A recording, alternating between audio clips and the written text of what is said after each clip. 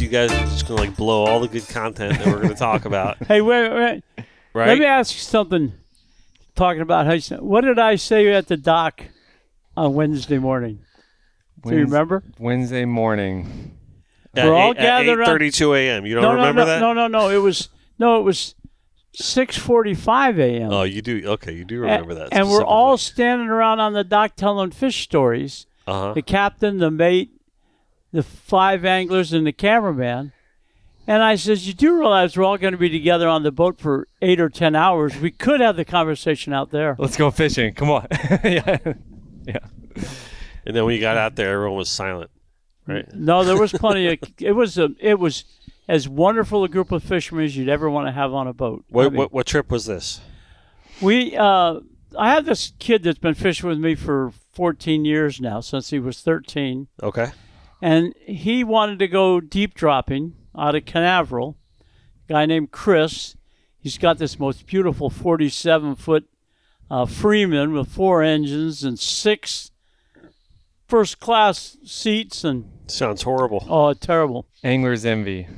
Not a drop of wind, and a really good mate by the name of Aiden. And we went out 40 miles, and we started dropping in 500 feet of water with 4 knots of current. And the first drop was really fun because the captain has a real problem, and that the guy who booked the boat is Mike, and he wants to fish dead bait on the bottom with a 7-pound lead. And 4 of us want to drop slow pitch jigs, Johnny Jigs, on light tackle. So to fish the 7 pounds, the captain has to drive into the current. To fish the Johnny Jigs, he's got to go back with the current. So somebody's not going to be happy. Why is that? Because the 7-pound lead holds bottom, and the boat's being carried north by the current, but not fast enough. In other words, he's fighting the current with the boat, Chris is, so that the 7-pound lead stays straight up and down. But that makes all the Johnny Jigs go way out behind the boat like we're trolling for dolphin. So catch anyway, any dolphin? Huh? No, we didn't catch anything on the top. But the funny part of it is, to try to reach the bottom, we're dumping these reels full of 15 and 20-pound braid, just letting go. And everybody said, oh, I hit bottom one time, and they thought they hit bottom. And these guys are expert slow pitch jiggers. Well, I'm letting line out, and he says, you ought to start winding up. You got 1,000 feet of line out. I says, I'll give it a little bit more. I gave it another couple hundred feet, and I finally locked it up. And I started winding, and the rod goes almost down to the water. And I says, I think I got a fish on. They all looked over, and they said, no, that's just your jig. And I'm winding. I think I got a fish. No, it's just your jig, winding. I mean, I had over 1,000 feet of line out. And I'm winding, and every rod to rod would go, boop, boop, boop, boop, boop. And I'd say, look, and they'd be stopped by the time they all turned around. Finally, I got to probably the thermocline, and the rod's go, beep, beep, beep, and it's pulling over and pulling drag. And they said, oh, it looks like you do have a fish on. So I caught the first snow grouper of the trip. Nice. And you said that tasted good, huh? Oh, was it good? Oh, my gosh. I stayed with some people up in Malabar. They have a little fish camp, a really nice place. But anyway, I'm staying at the fish camp, and they charge next to nothing. So every once in a while, they take them out to dinner at this Old Florida's fish house. Okay. Or Old Fish House, maybe it is. But anyway, the Old Fish House it is. So we took the snow grouper fillet over to the restaurant, and we said, here, fry this up, and I'll have some plantains, and she'll have a salad, and he'll have plantains and a salad. That fish was so good. Oh. Nice. And then I had a big chunk left over, and I ate it all the way down I-95, driving down to my next destination. It's crazy what I'm doing. I'm in Malabar, and then I'm down in Jensen Beach, and then I'm up in Canaveral, and then I'm down in Pompano, and then back to Palm Beach. Somebody needs to have their head examined. Yeah, you've been all over lately. I'll tell you what now. Yeah, and with that, we're going to kick this off officially. This is the Connected by Water podcast, fueled by our very good friends at Papa's Pilar Rum, who remind us never to be a spectator. If you have not had the chance to drink Papa's Pilar Rum, you are truly missing out. This award-winning brand is not just an amazing rum, it's also a rye whiskey, and it is just hands down the best family and brotherhood to be a part of. So let's cheers to that, Papa's. right? Here's to Papa's. Cheers. So we are a Waypoint hosted podcast. You can find us there. Or also watch, listen, and don't forget to subscribe on YouTube, Spotify, and Apple Podcasts. And smash those like and subscribe buttons. Please, before we begin today, like we always do, every week we need to announce our Starbright Solutions Project C Safe Do-Gooder of the Week. And Brian Brooks from Merritt Island is our do-gooder for the week. And Brian is just an all-around solid member of the community up there, and he is always a shining example of what it means to be a responsible, eco-minded citizen. And Corey Redwine, the conservation director and our very good friend from Starbright up there, has also traveled with Brian, and they swam with some rather large whale sharks together. And so congrats, Brian, right? Keep up the great work on being a do-gooder. And remember, folks out there listening and watching, if you want to nominate a do-gooder in your area, just message us on Instagram or message Corey at SCA Redwine also. And you could win a very special Starbright Solutions prize pack worth over $200. And what a package it is. But I want to nominate a do-gooder.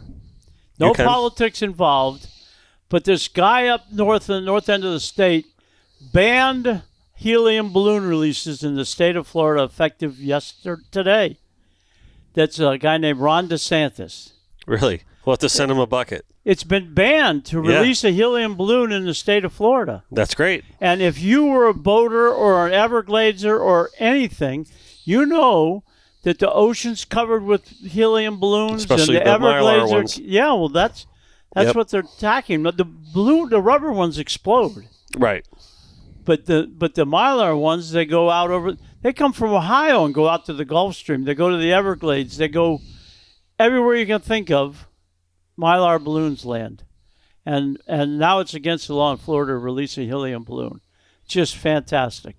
And the sad part of it is all these 6-year-olds are going to be in jail because their balloon got away. They're already crying, and now they're going to go to jail. I say lock them up. How else are they going to learn? Well, I think there's a clause in it about something that have to be over 12 years old or something. All right, well, he's 13 years old doing some hard time for a Mylar balloon. All right, way to go, DeSantis. So, and no relation to one of our show producers there, right, Nikki DeSantis? Right? Well, you were talking about Captain Smith earlier, and you want to know if it was my brother, but right. All of us Smiths are related. We were either, our ancestors were either blacksmiths, silversmiths, ironsmiths, whatever kind of smith they were. All the guys who used to hammer and heat, they were all smiths when they came to the country, to the United States. Absolutely. So, and always thank you to our sponsors, Papa's PLR Rum, Starbright, and Olokai for their great support of our show. Today's guests, if you haven't already figured out that Bouncer Smith, our very good friend of the show, who's, you're a regular on the show. So if you listen to the Connected by Water podcast, everyone knows who you are. But your reputation precedes itself. One of the most successful charter captains that Miami has ever seen. You are among your many accolades, an IGFA Tommy Gifford Award recipient, right? Well, I'm very proud to be part of the Connected by Water family. It means a lot. It means a lot to us too. It means a lot to us. And we brought in a special guest today. Someone that you've been fishing with recently, Pompano, local fellow small business owner, like myself, right? So it's really good to finally have you in, because we've been talking about bringing you in for the longest time, right? Mr.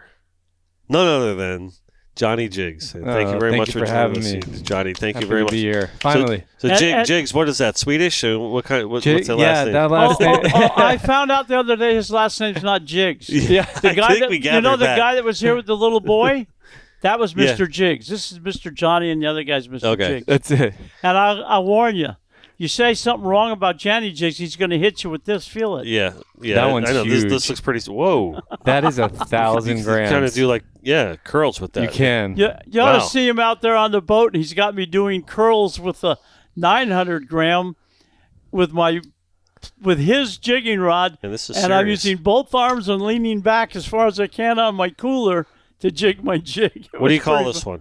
That is a torpedo. A torpedo. Yeah. So this one, this feels one, like a torpedo. it's just like really the use for Feels like I could take a ship out. If you have to use this, it's a bad day, right? Well, but the fact of the matter is, if you wanted to try to attract a swordfish, this is the one. Or a wreck fish, Yep. that's the jig you would use because it's intended to go catch the bottom of the ocean.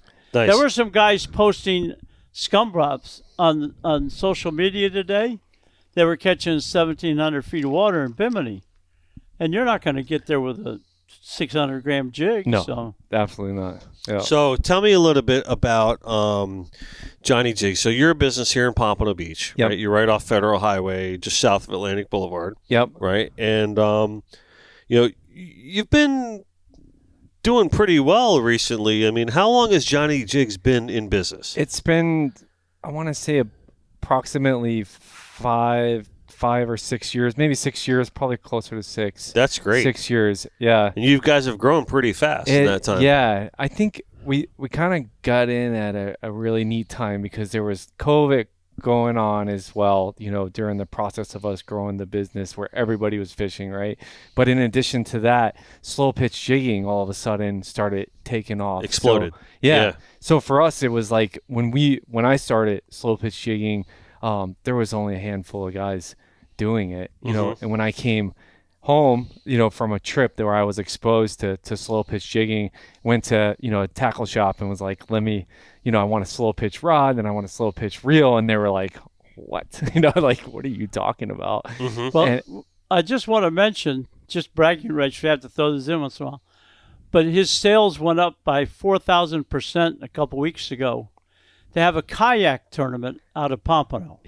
The Extreme Kayak? And the guy goes out on a kayak in 280 feet of water, something like that, and he drops a Johnny Jig down on a Johnny Jig rod, and he hooks up, and he comes up with a 6-foot swordfish. The sword, yeah. In I a saw, kayak so that was on tournament. a Johnny Jig. I saw that. I mean, his sales had to go through the roof after that. Isn't Even that- I wanted to buy one. That's like, what was the sword doing in 250 feet? I was out fishing Saturday, and in 58 feet of water, we had 4 knots of north current, and the water was just as purple as it is in Chub Cay in the middle of the Bahamas.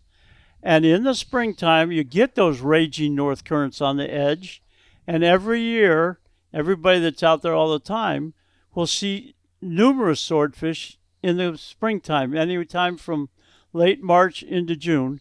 You'll see swordfish in 200-300 feet of water. They come up on the kite. They eat tilefish baits. They eat flatline baits. They jump. They tail by the boat and won't bite. My mate was A.B. Raymond, and we had 2 kites out with 2 baits on each kite.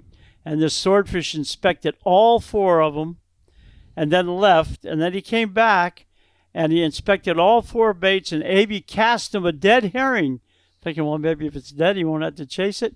And he inspected that, and he swam away.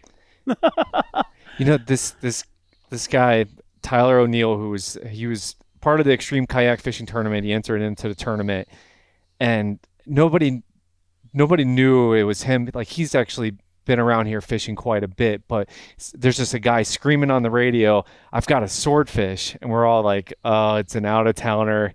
He's got a sailfish, thinks it's a swordfish. Right. Nobody's believing this guy that he has a swordfish on. And then I get a call from the guy who actually won the tournament, Sean Rolls. Sean. He's a friend of mine.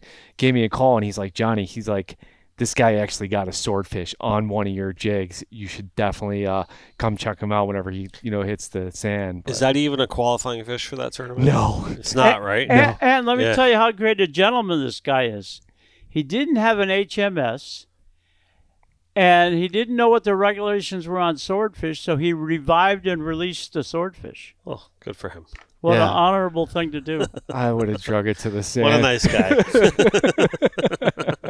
Wow, I mean, that's definitely a bill you kind of keep, too, I think, right? Yeah, well, For that kind of fish in that kind of circumstance. giving credit where credit's due, I took Marty Rostig out, and the first time he tried to catch a swordfish on fly, he caught a swordfish on fly, and they have to be 47-inch fork length, and it was 46 and a half, and he said, we're going to have to throw it back. It's not big enough.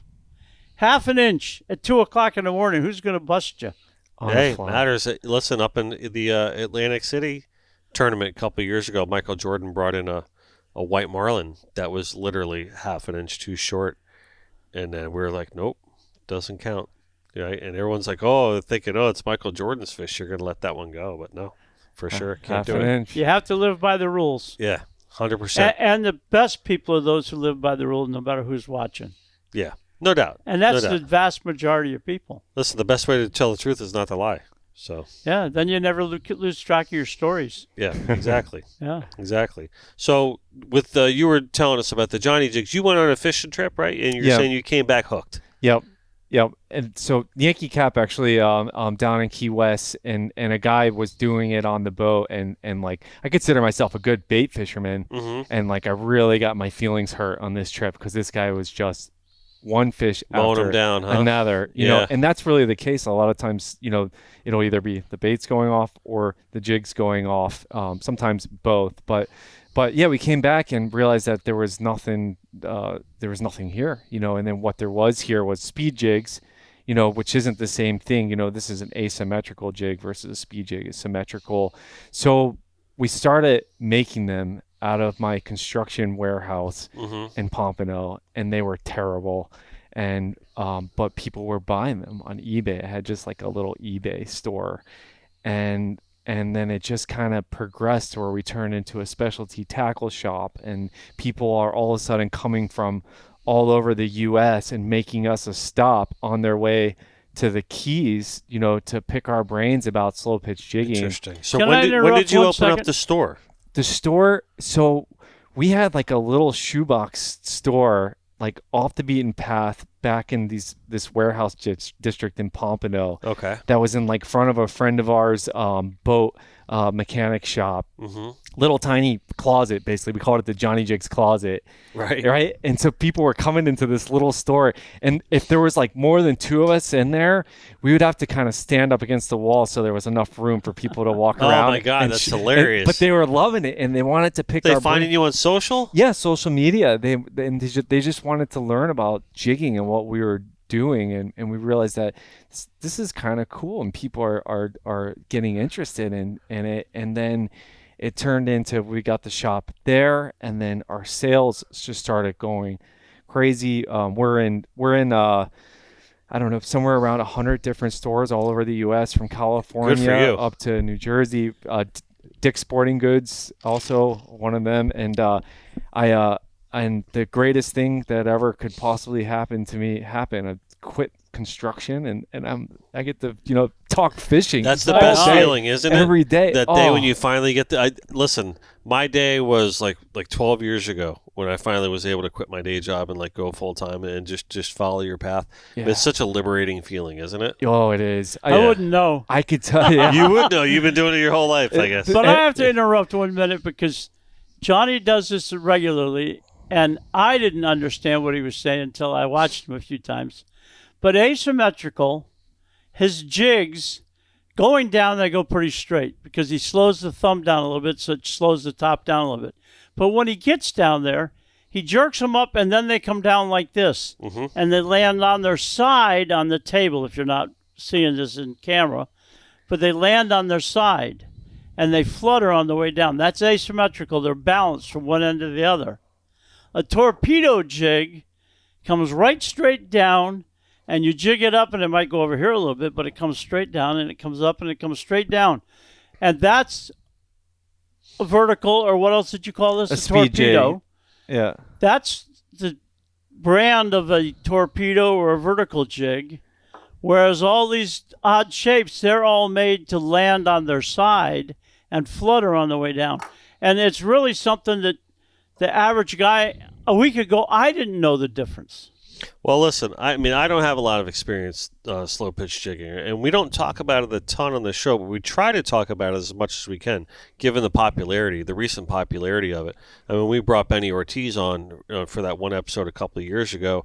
You know, slow pitch jigging was like super hot. right? It was Yeah. just like, it was like had been getting that way for a while up to that point, but when he came on, it was like really almost like peaking, like it was like in like new popularity. Yeah. And now it's seemingly kind of matured now as a mature fishing style. Like so many more people are doing it now, right? Right, it's a staple. And, Yeah. And Benny Ortiz, he played, he helped us a lot over the years, and also I learned a lot from him fishing with him. Super on the smart water. guy. He's a wonderful guy. And I think, I think it's turned into like trolling, right? You know what I mean? Like everybody's going to troll. We're always going to troll. I think you were one of the pioneers, Captain Bouncer, one of the pioneers of kite fishing. It's a staple for us. Yep. It's always going to be, right? Yeah. It's just a part of what we do. I'll give you an important thing about these jigs. I was a charter boat captain for 54 years. And today, A.B. Raymond took over my job. He took over my business. But we get all kinds of people on a charter boat. Some of them are very avid fishermen, and they're very knowledgeable about watching the kite baits, adjust the kite baits, or bottom fish and watch for a nibble. But there's always going to be somebody on the boat, a kid or an antsy guy that doesn't belong on a fishing boat because he's too excited, and they have to be doing something all the time.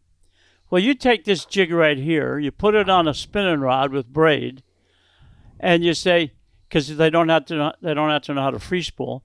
You give them a jig like this on a spin rod. You said, just put it in the water, drop it down to the bottom, wiggle it around down there, wind it up as fast as you can, bring it halfway up, let it go back down.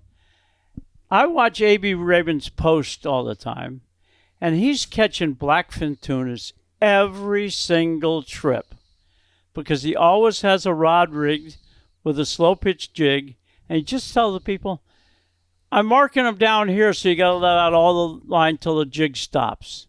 Or you see they're only halfway down, so if you count till you hit the bottom, and it's a count of 50, go down to 30, and then bring it up and go a little bit, go down a little bit, and you'll catch tunas. And he catches tunas and almaco jacks and bonitas and kingfish and barracudas. And if he does it long enough, he might catch a swordfish one day. But that guy that can't stand to sit still, now he's busy all the time. It makes a big difference. Yeah. I'm convinced that there is no better way to catch a blackfin tuna than on a jig. I agree. Really? Yeah. Better than live bait. Yep. Really? Live bait will work when they're up on top, but the jig will catch them wherever they're at. Yeah. Right. That's great. That's good to know. And to give you an example of how great it can be, I had a guy, the first time he opened a bail on a spinning rod to drop a jig down to the bottom, he was in his late 60s. He didn't have the foggiest idea why he was doing it because somebody else, we had a rotation going, and he came around to his friend's speed jig or his high-speed jig rod, and he's got this speed jig on there, and he goes, what do I... Oh, my goodness, I got him on. 57-pound grouper. Never turned the handle to wind. Nothing. He just stood there, jigging rod him down, asking what he was supposed to be doing. He's got a 57-pound Warsaw grouper. Isn't that Really? crazy? Well, yeah, I've had weeks. I had 1 week a few years ago where I, in the same, like 2 back-to-back trips, I caught a cobia and a wahoo on the jig. And I was like, I mean, a wahoo is that's a unicorn for us because they can cut you off. But when you land one, it's just incredible. Yeah, for sure. That's got to be pretty thrilling. Yeah. When you're developing these, you said like at first your lures were horrible, Yeah. right? So when you're developing these and you're going through the process, Yep. I mean, I can imagine there's a lot of trial and error. Yep. Right. Yeah. So, but this process, this whole slow jigging process, and this style of lure and the whole jigging process has been going on for generations in Asia, Yep. right? And it's kind of made its way here to the States, particularly Florida first, right? Yep. Or has this been more of a California thing first? No, I think, well, it's interesting you say that. So Shimano brought their flat fall jig to California, but they didn't bring the system with it. Okay. The whole slow pitch jigging system, right? So the guys in California were basically using their, what we call meat sticks or their rail rods out there, and they're just doing the teetering with it, and they're not actually slow pitch jigging. But the fact is that technically they are, because when you lift the jig and you let it fall, the tunas are going to eat it. They hunt bluefin tuna like crazy out there, as well as the rockfish. So they brought that in, but not the whole system. So really, the Japanese have been doing it since the 90s over there, and we're definitely late to the game. I think there was a lot of information in Japanese that we could, you could watch the subtitles and get on YouTube and stuff like that. But for us here in the States, as far as having English, there wasn't much. I think that's what really set us off, because we were the first guys to start really putting out content and information in English about what we're doing, really in the beginning, we didn't know exactly what we were doing. And I let everybody know that. I'm like, listen, guys, this is what we're doing. That's working. You know what I mean? Whether it's right or not, I don't know. But I can tell you that I've been doing it long enough that I feel comfortable with going out there, and all I bring is jigs, and know that I can catch fish anywhere with slow pitch outfit and slow pitch lures. So you're like all in. You fell in love with this immediately. You started designing, developing, saying we are going to make this happen. Yeah. That's pretty cool. Yeah. So when do you get to a point where you're like, I finally solved this, like with the designs that you're making? Oh, never. Well, no, he takes this jig here and he throws it in a swimming pool, and he watches it go down. He says, wow, look at that action. That's going to drive him crazy. Yeah. But let's say this is an art. This is a craft, right? Yeah. So it's like I understand that whole process of you're always trying to get better and you're always trying to improve. I get that part, right? But you're telling me that in the beginning your lures you thought were horrible, now they're not, right? Yeah. So when do you get to that point where you're confident to be like, all right, our lures are the best out there? I mean, where are you at in your head with this? Man, I just feel like it'll never be perfect. I feel like it could always get better, and my mind is always turning. How can I have like a book that's on my desk of lure drawings, just hand drawings of lures. Right. And I mean, as crazy as the craziest ideas that I'm like, this will never work, type stuff, like a lure that can fall super fast, but as soon as it gets down, something opens up like a wing on it, and that way you get that flutter on the bottom, in deep water. And I'm like, I can't make this, right? Like, the cost of making it's not going to be worth, what it is to drop it down and lose it. But I, I think for us with slow pitch, it's fun to switch out to the different lures and try the different ones and see what they're keying into on that day. Do they want something with a high flutter? Do they want something that's moving fast? And Chris and I, my business partner, like I've always got one eye on him and what lure he has on. As soon as he hooks up, I'm switching right away to whatever he has. Hopefully I got another one with me, I want to give you an example of where this all comes. Here's a torpedo. This was a speed jig. Meant to go down fast, come up fast, go down fast, come up fast. And it looks like a Speedo or a big sardine. Mm-hmm. And then you come into a slow pitch jig, and it rocks as it's going down. But it's still long and skinny. Everything's long and skinny. Now, you want to emulate a vermilion snapper or a porgy or a blue runner or a baby bonita, you got to get some body on it. Mm-hmm.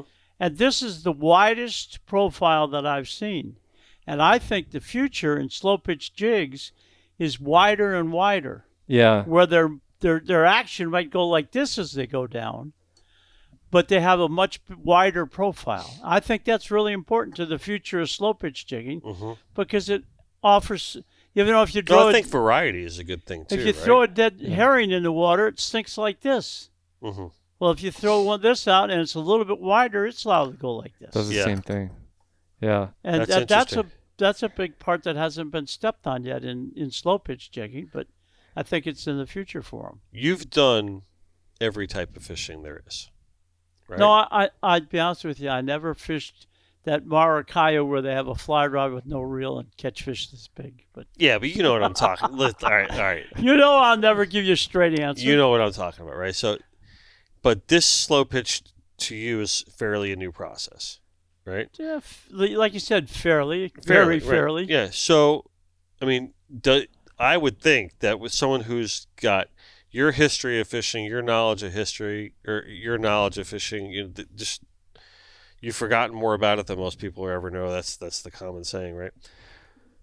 So does it amaze you that, just pretty much, could say a new style of fishing has been discovered, right? That's a highly successful method of fishing, right? But that you're into now. Basically speaking, about the year 2000, a father and his 2 teenage sons, well, not even teenagers yet, started fishing with us. Mm-hmm.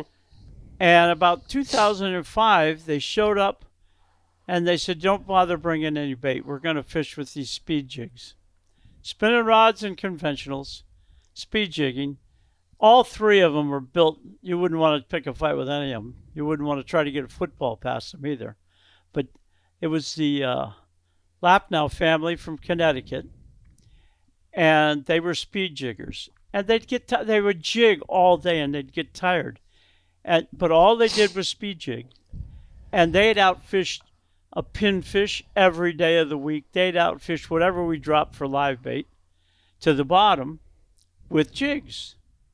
And today, jigs still will hold their own against natural bait almost every day.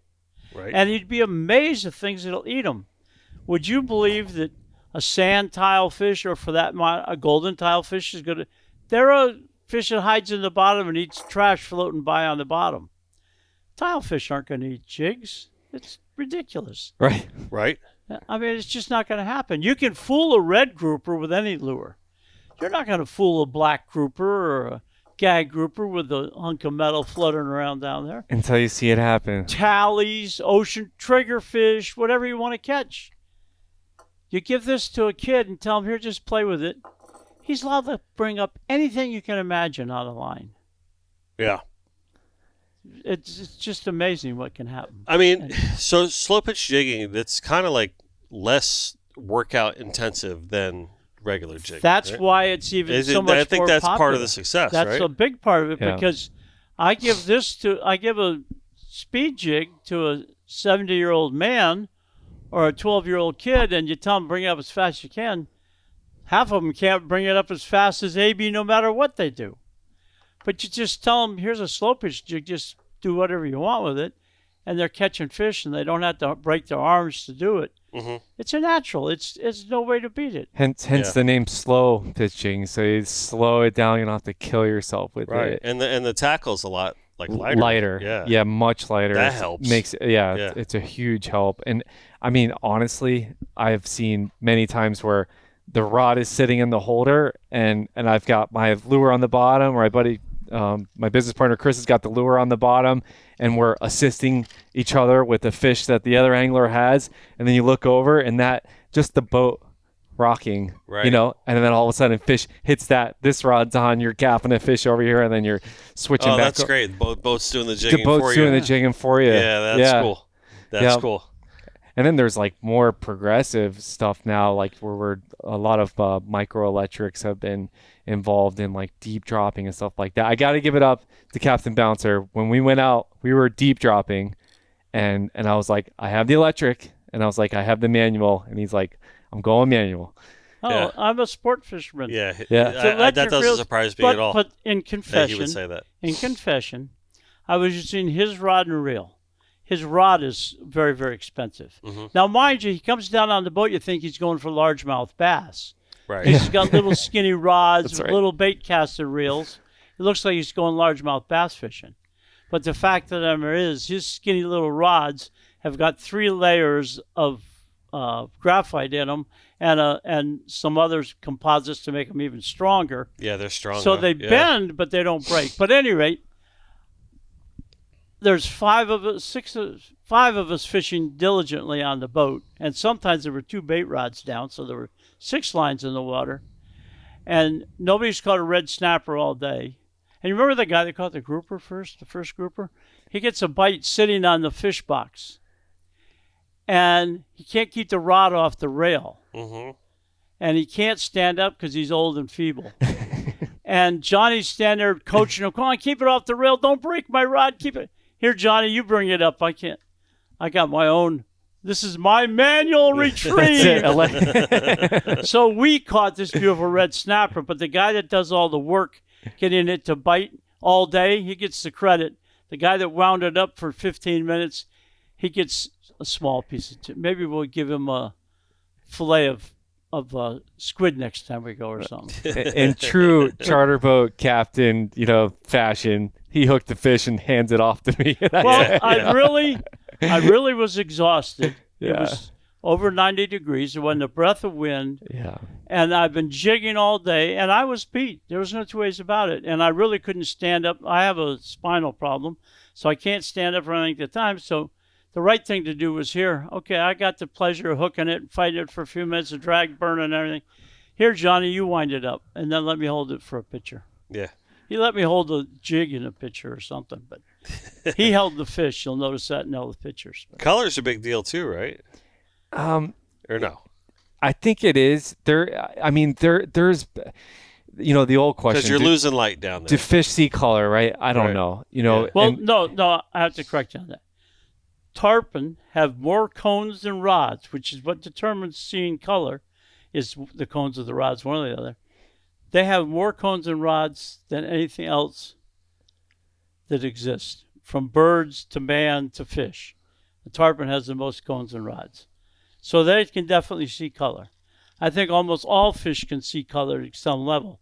But now you're down 500 feet, right, and there ain't very much light. Right. But I will tell you this, in my personal opinion, any colored jig works as long as it's got glow-in-the-dark paint and chartreuse paint. Now, this is the latest concept.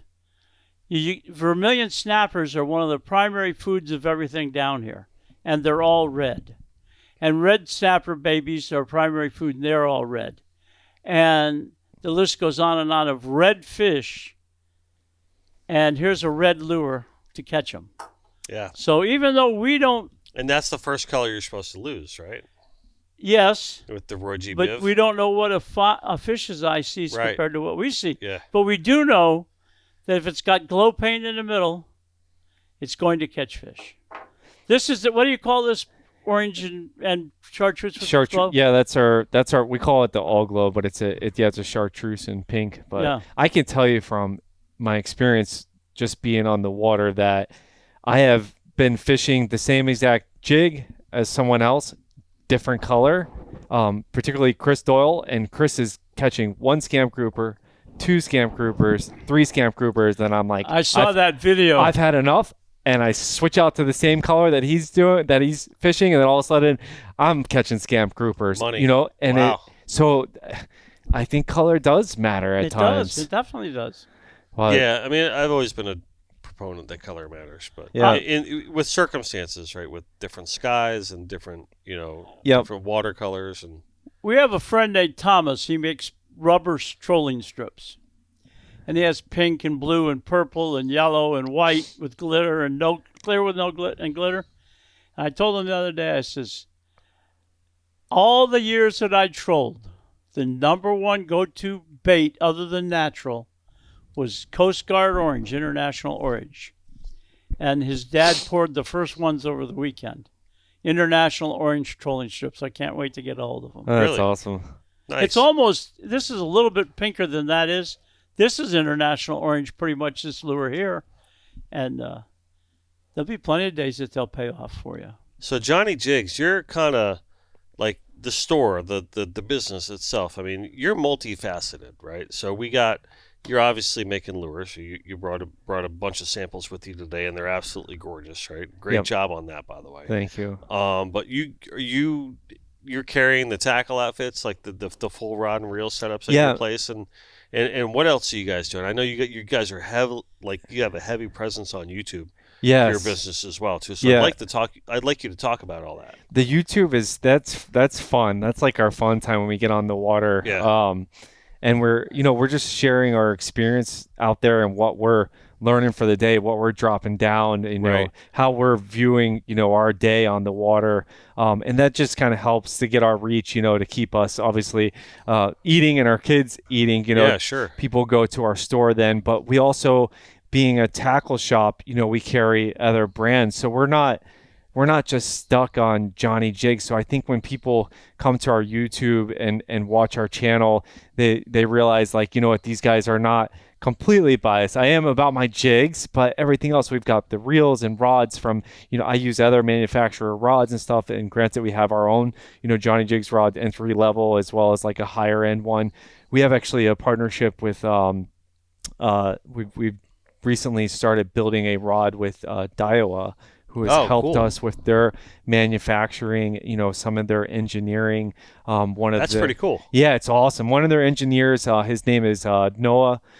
He's a Japanese guy who actually lives in California now, but he's really kind of quarterbacked us engineering our rod. So what's going on is we've got Daiwa technology, matched with, our, want for utility in the rods, from like assist hook keeper to, we're actually using the AGS guides, the air guide system, which is like a full carbon guide in this rod. We're releasing that at ICAST, actually, so nobody has seen these rods yet, so it's kind of a cool thing. We'll get to the ICAST thing in a minute, because I really want to talk about that. I was joking about your rods, but what is the difference between a bass rod and your rod? I'm not super familiar with bass rods, but I don't think they're as parabolic as ours.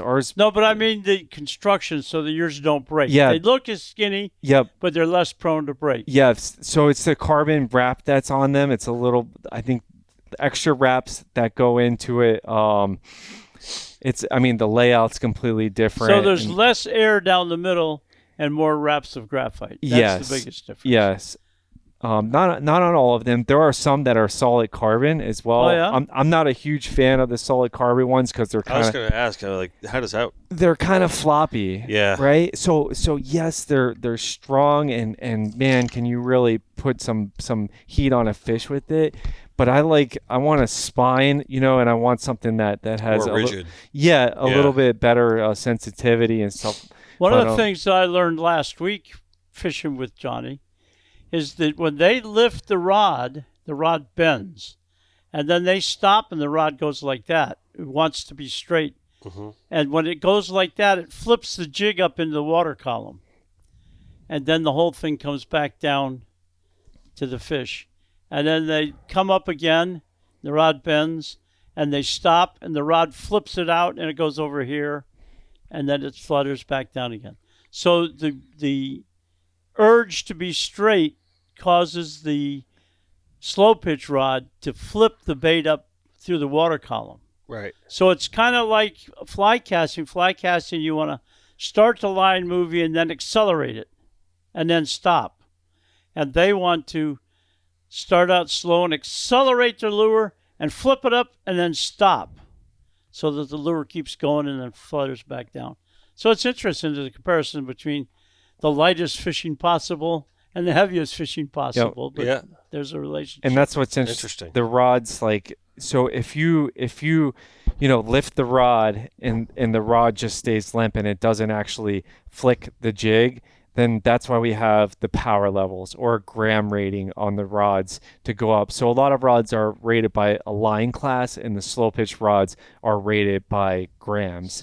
So if it stays just like this, then it's not helping you. So you want to bump up to the next power level in rods. So a lot of times you bring a slow pitch guy out, and they're like, and we've got 3 outfits, and it's like, well, it's because you didn't tell us how deep we were fishing today. We don't know. How many rods do you usually bring on a typical trip? I'll usually bring 3. Yeah. Yeah. But if I'm coming, he has to bring 3 more, because I don't have any. Yeah. And another big difference, his rods are made to lay the reel in your hand and the butt down to your elbow and beyond.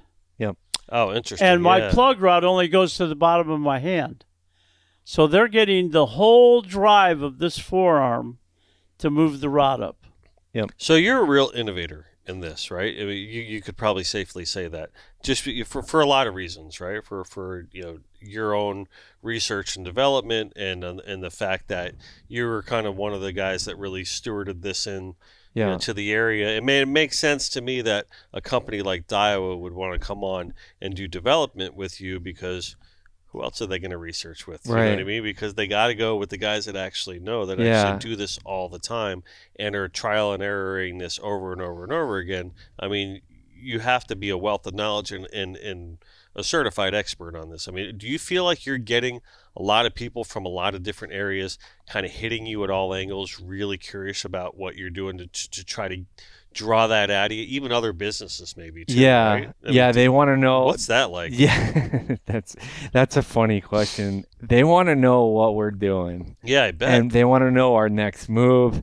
And we're pretty open book. It's got to feel kind of cool though. It does, man. It Yeah. is so awesome. And like Accurate made, like, we could not get Accurate to give us to become, dealers for Accurate. Okay. But they had this reel, this slow pitch reel that I love so much. It fits perfectly in your hand, and it took us forever, in order for them to even talk to us. And then all of a sudden I think we're like number one dealer on the East Coast. Oh, dude, that's great. Yeah. So, but they're already making this slow pitch reel, Yeah. And right? we have, So how do they know?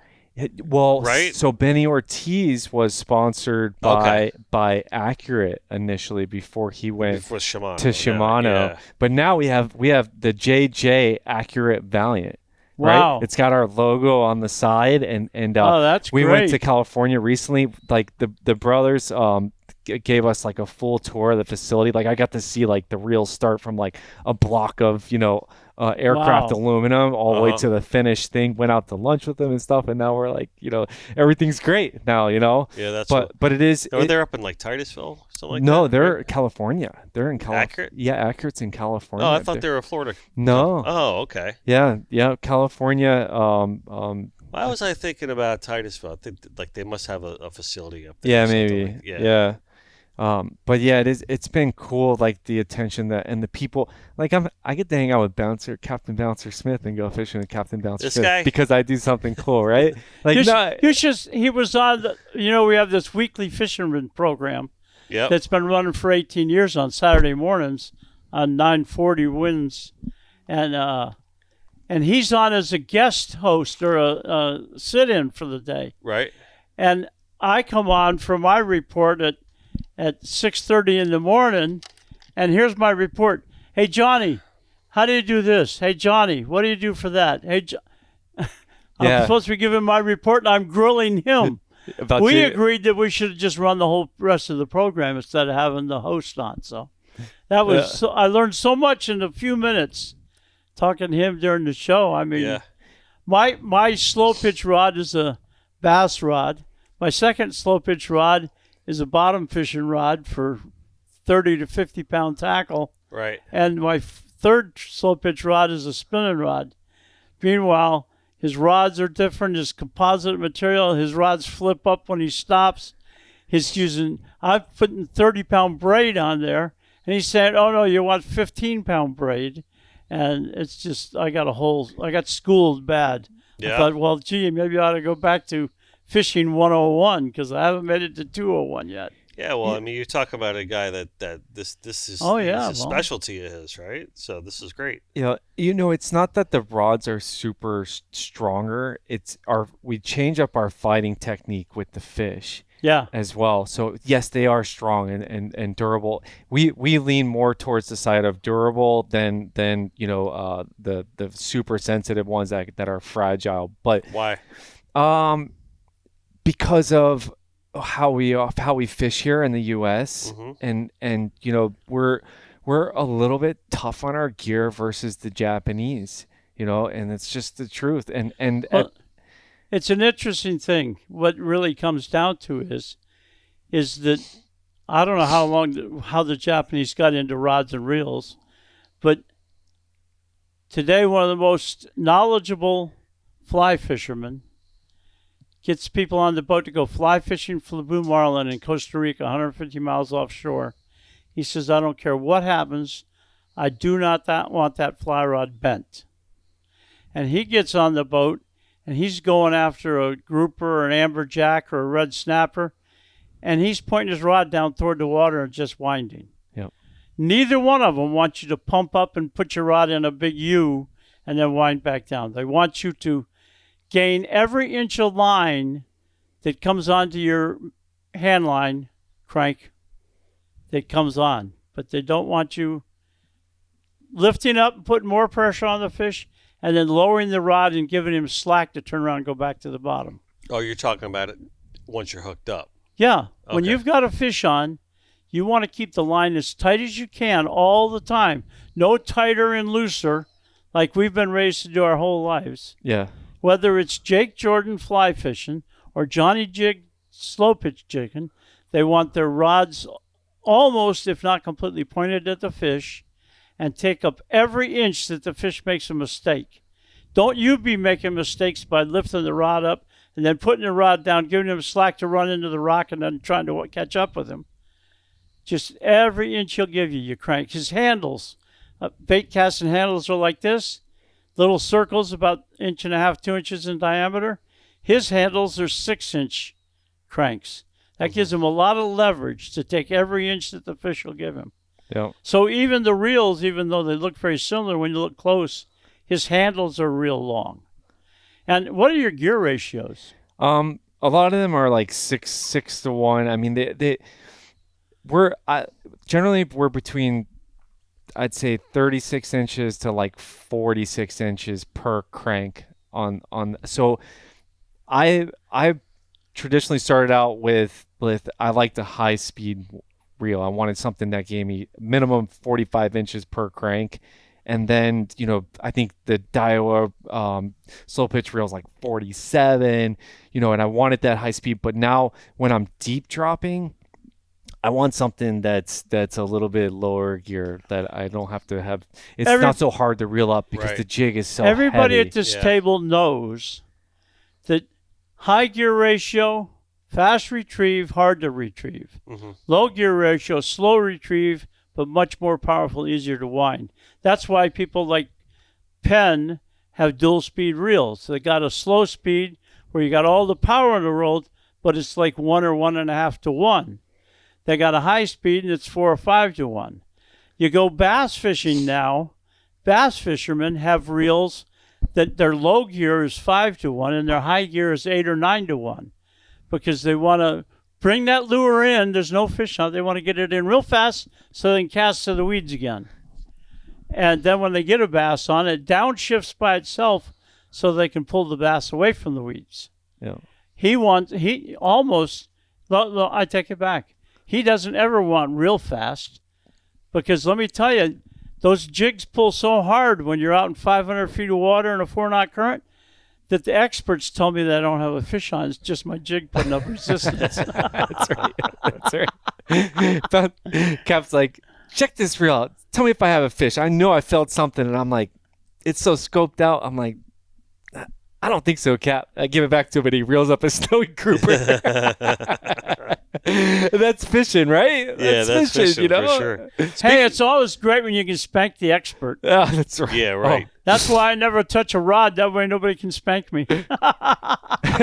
Johnny, take me through your fishing journey a little bit, right? Where are you from? Are you from the area? Pompano Beach. You're Pompano Beach. Born and raised bred. Pompano Wow. Beach. Nice. So you're a pure rat. I am a pure rat. Yeah. That's right. I am. Nice. Aren't we all, right? Yep. And I've fished for snook in the in the locks and stuff like that. So I grew up here. So went to school here, and as a matter of fact, on my way to high school in the morning, and I'm talking about the 90s here.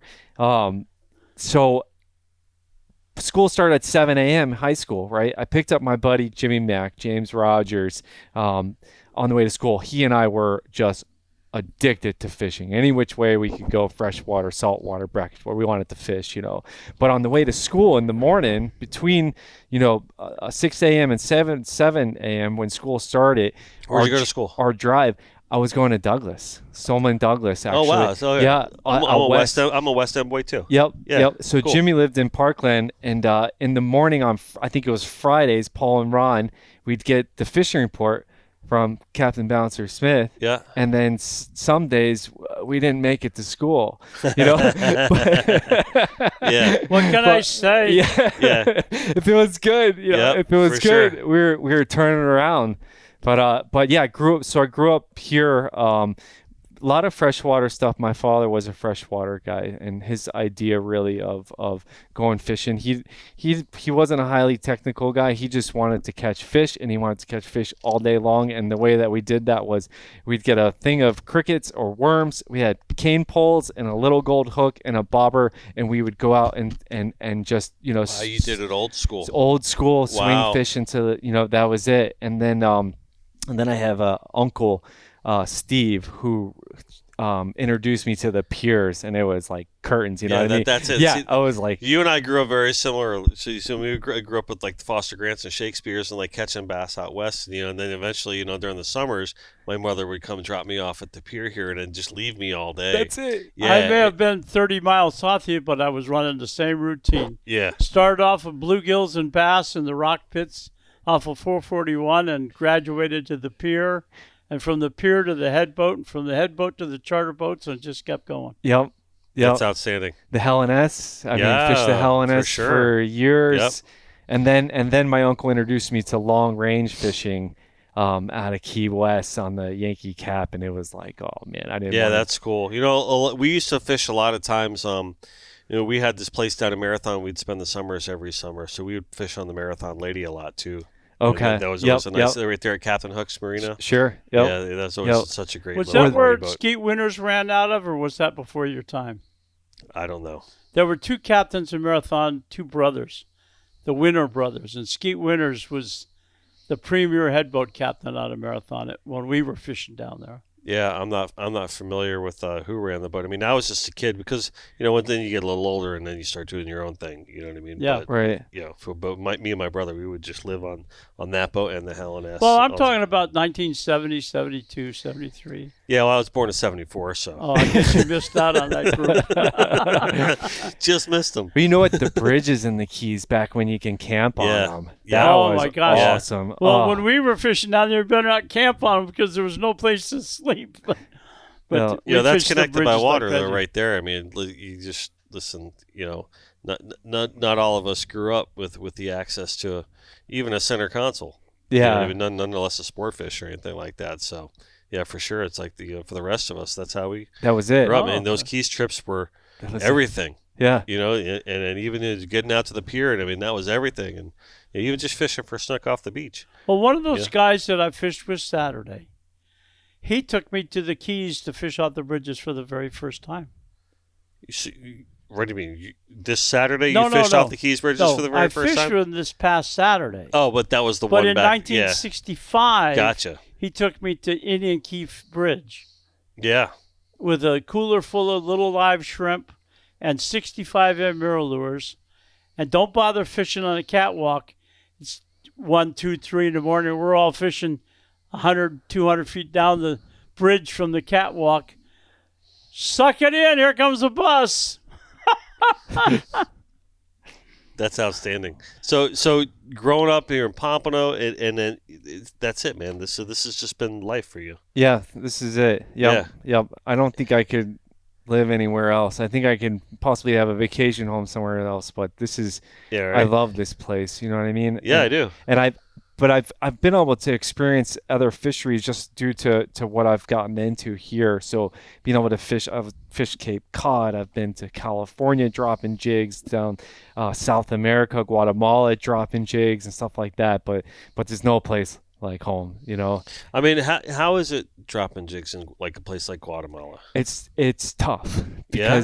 because nobody knows what you're doing. Okay. You know, and I've experienced that quite a bit in a lot of different I places. mean, the bottoms are all different too, right? So But I have had a lot of success. Have there. you? Oh, I've crushed it. The- Yeah. cool. We The- went to Pacific Fins Resort Yep. down there. Down with Ozzy. Yeah, Yeah. yep, with Ozzy, right? And so we told Ozzy, I'm like, hey, Ozzy, listen, I know this is the sailfish place. We understand trolling is amazing. I'm like, and we want to troll, and I want to catch that beautiful sailfish, you know, but we really want to drop jigs, right? We spent all this time and effort to get here and bring this gear here to try and drop jigs, and and the first day out, right? The first day out, I look up, all of our rods are up in the shotgun up above, and then I I look up and I see the mate is rigging my slow pitch outfit with a trolling lure. And I'm like, no.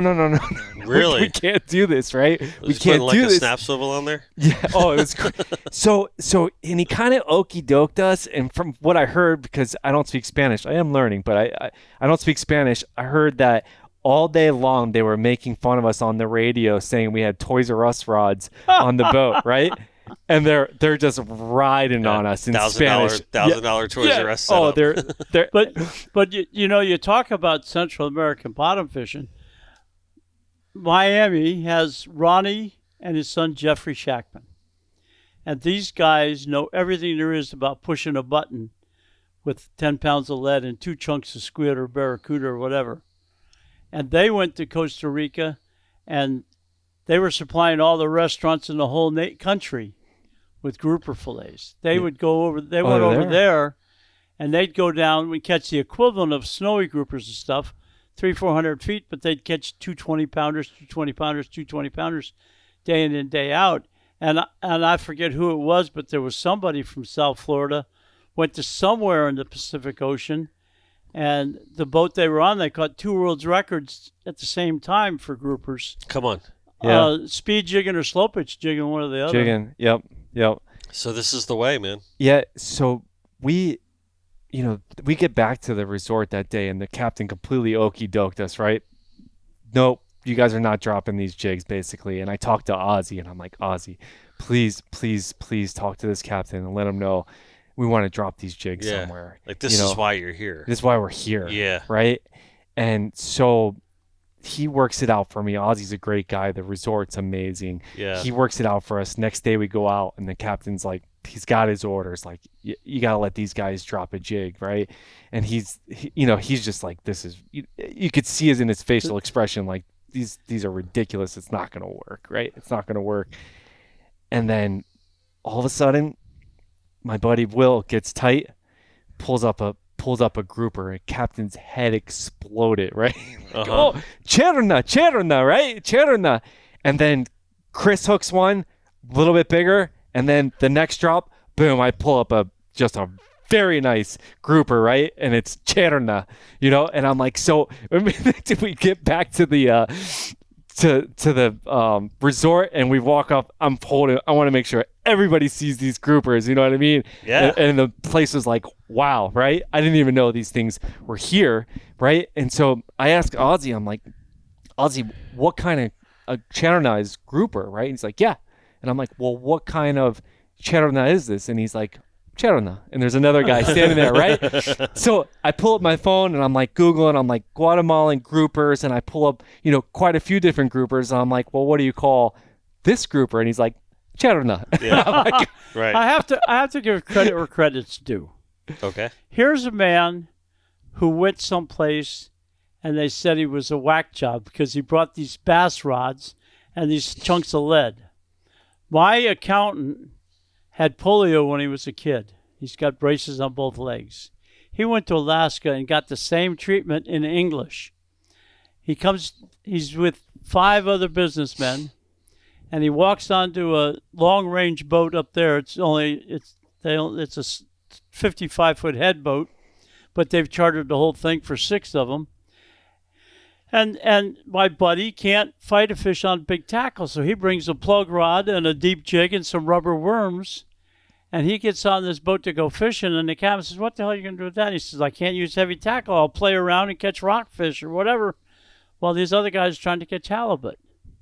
When he got back to the dock, the captain says, can I buy your rod, reel, and all your jigs? Yeah. Over the next 2 years, they set all the light tackle halibut records, all the light tackle ling records. I caught a world's record yellow-eyed rockfish on the boat. I caught the first halibut over 100 pounds because my accountant had gone there for 12 years before I went and had figured out how to fly fish for halibut. And I caught the first one ever caught over 100 pounds on a fly because a guy had the nerve to walk on the boat and say, I want to do my own thing. I'll show you what a South Florida guy can do. You've talked on many times about if there's quality fishing going on, there's probably a guy from South Florida on the boat. 100%. Yeah. It's the same thing with Johnny Jigs and these phenomenal lures he's fishing. And this poor kid with polio that said, well, I'm going to have fun no matter what. And he rocked the world when it came to halibut fishing. Yeah. He had every world's record for halibut on fly, and he taught the cook on the boat, and she had every world record for light tackle for halibut, because at the time the set weren't separated. And my sister went on my trip or her trip, I went with her, and she caught the first women's world record halibut on fly, and she didn't even know how to fly fish when she got on the boat. But you get innovative fishermen, they're always going to find something a little bit better. 100%. 100%. So this year is a special year for you guys because you're setting up an iCast. Yeah. Right? And that's coming up. By the time this show airs, we'll probably be about a week away from iCast. So it's going to be good timing, right? Yep. For when this comes up. And you're going to be close to us. Derek and I are painting again at the Starbright booth. We're going to create another painting that's going to go to auction. But I'm going to tell fish stories at the Starbright booth. Awesome. And we're going to be about 3 booths away. Yep. And but you said you got a big setup and you guys are expecting big things. You're going to be sitting there talking. We're going to be together. Yeah. Like for that whole week. Yeah. Right over at Starbright, and so we're all kind of be close to each other there. So this is a big deal for you guys. Setting up for it's nerve-wracking for us because we've invested a lot of money into it, and we're right next to Shimano, right down from Starbright. I mean, we're in the mix of it. Right in the entrance for all intents and purposes. Yeah, and Starbright's actually, we've expanded our footprint this year as well, so we're going to have a bigger space this year. Yeah. That's hard to believe. I know. You got half the show already. Yeah. I mean, I'm hoping that it's as good as what we're thinking, but I can tell you that if not, here's the deal, and you guys are going to be there. At least we're going to have some killer snacks and hors d'oeuvres at our booth. So come by, hang out, sit in our comfortable seats, and eat as much food and drink as much coffee as you want, and we don't care. I'm going to make a prediction. You guys are going to kill it. I hope so. No, you will. Trust me. I mean, with everything that your timing is perfect for this. You know what I mean? With everything going on in the world with slow pitch jig, and I think everyone's going to see you guys and recognize all the great things that you guys have not only got going on, but everything that you developed, and they're going to see the innovators that you are, and everyone's going to want to be a part of it, dude. I'm telling you, it's going to be very successful for you, and I'm going to be excited to see it. I have to mention something to you. I'm sitting here listening to him talk about how great your stuff is. When you go up there, they're going to say, oh, we've been seeing speed jigs for a long time. Oh, we've seen speed jigs. How come these are fatter? Oh, these are slow pitch. That's what. You got to have this hanging by this ball bearing swivel.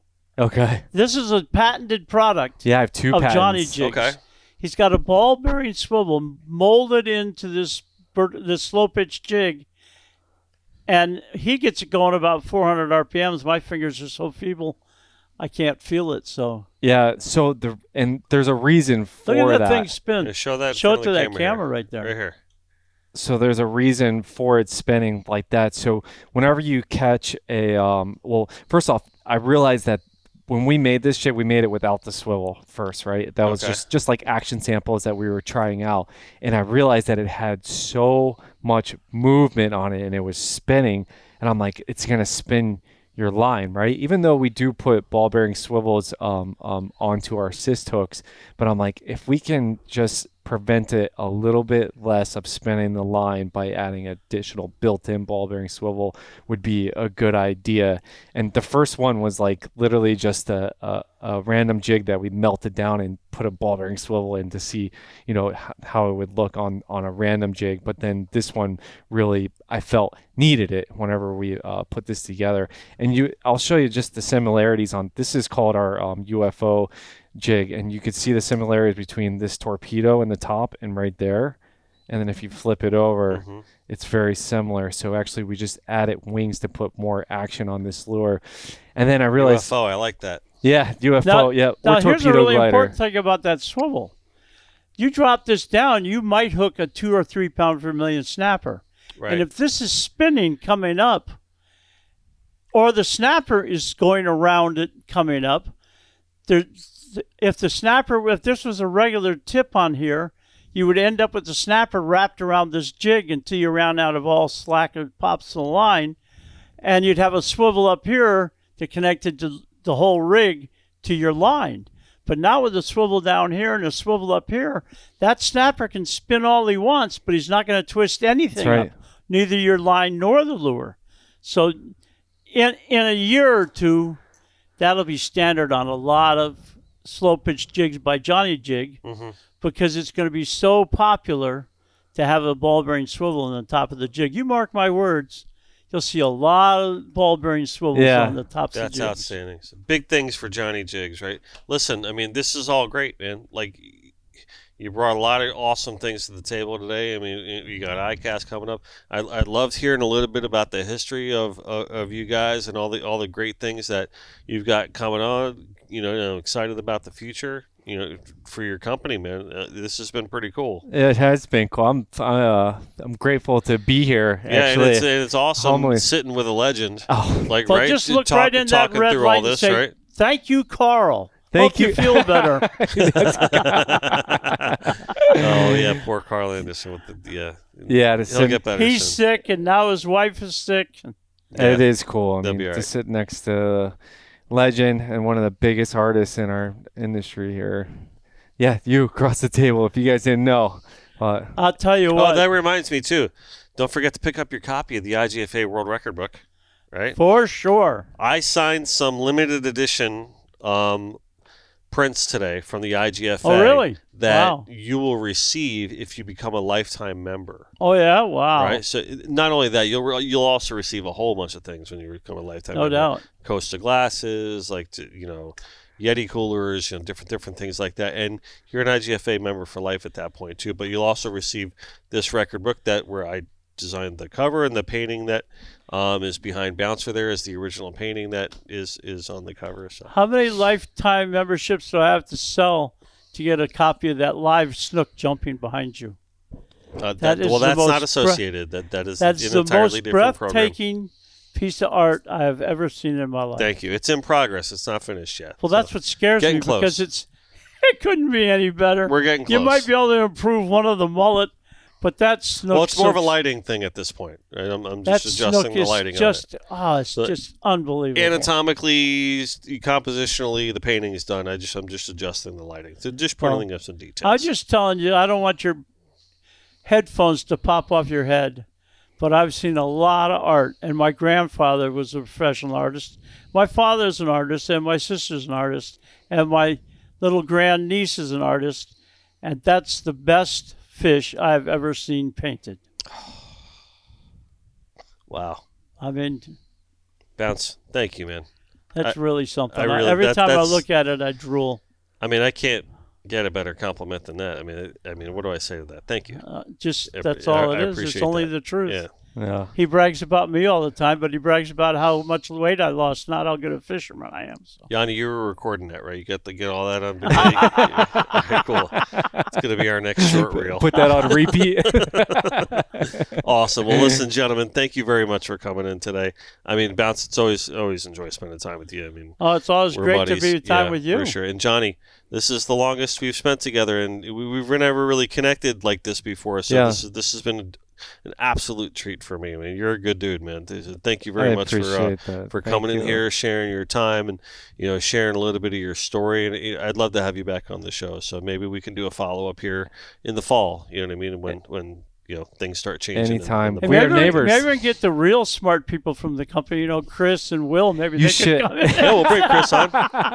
We can bring him on. No, Yeah. I was teasing him. Like, Yeah. I got to fish with the executives of the company last week, Mhm. and every one of them is almost as good as Johnny Jig. Yeah, that's awesome. Yeah. Yeah, that's awesome. And so, Yeah. how can people find you if they're not able to stop by your store off Federal Highway? JohnnyJigs.com. Okay. They can find our gear there, and then also to learn about slow pitch jigging. Our YouTube channel, Johnny Jigs TV, is very educational as well as entertaining. Yeah. Okay.